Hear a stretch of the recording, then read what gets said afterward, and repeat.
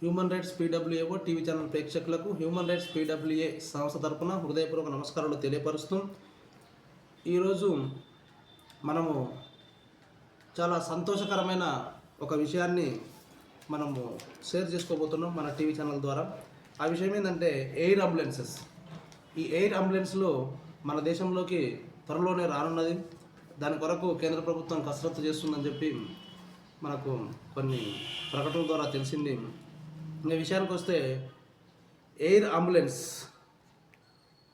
మనిషి ప్రాణం చాలా విలువైనది.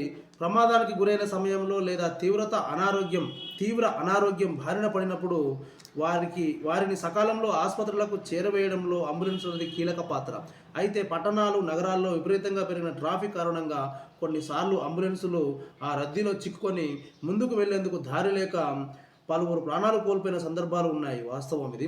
దేశంలో ప్రతి ఏడాది రోడ్డు ప్రమాదాల్లో వందలాది మంది మరణిస్తున్న నేపథ్యంలో ఈ ఆటంకాలను అధిగమించేలా ఏ మారుమూల ప్రాంతం నుంచి ఎక్కడికైనా రోడ్డుపై ఆన్ రోడ్ నిలువుగా టేకాఫ్, ల్యాండింగ్ అయ్యే ఎయిర్ అంబులెన్సులు త్వరలో దేశవ్యాప్తంగా ప్రతి జిల్లాల్లో అందుబాటులోకి రానున్నాయి. తద్వారా ఈ తరహా అంబులెన్స్లను ప్రారంభించిన ప్రపంచంలోని కొద్ది దేశాల జాబితాలోకి భారత్ చేరనుంది. చాలా సంతోషకరమైన విషయం ఇది.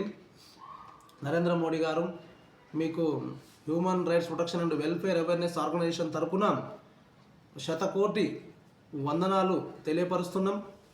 మీరు ఈ కార్యక్రమాన్ని తీసుకొస్తున్నందుకు వీలైనంత తొందరలో దీన్ని విజయవంతం చేయాలని చెప్పి, మీకు విజయవంతం కావడానికి కావాల్సిన పూర్తి సహకారం భగవంతుడి నుంచి తప్పకుండా అందుతుందని చెప్పి మా సంస్థ తరపున మీకు మేము తెలియపరుస్తున్నాం. తద్వారా ఈ తరహా అంబులెన్సులను ప్రారంభించిన ప్రపంచంలోని కొద్ది దేశాల జాబితాలో భారతదేశం చేరనుంది. దీంతో రోగులను, ప్రమాద బాధితులను వాయు మార్గంలో అత్యంత వేగంగా ఆసుపత్రులకు చేరవేసేందుకు అవకాశం ఉంటుంది.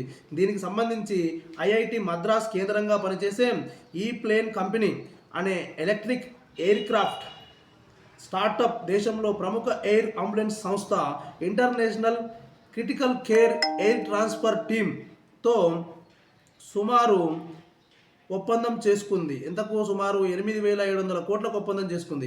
దీని ప్రకారం ఆ సంస్థ 788 electrical vertical takeoff, landing air అంబులెన్స్లను సరఫరా చేయనున్నది.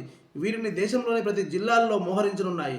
నమోదిత గ్రహీతల్లో దాదాపు 90% మంది సకాలంలో అవయవాలు పొందక మరణిస్తున్న నేపథ్యంలో అతి తక్కువ సమయంలో అవయవాలు, ఔషధాలను తరలించేందుకు ఇవి ఉపయుక్తం కానున్నాయి.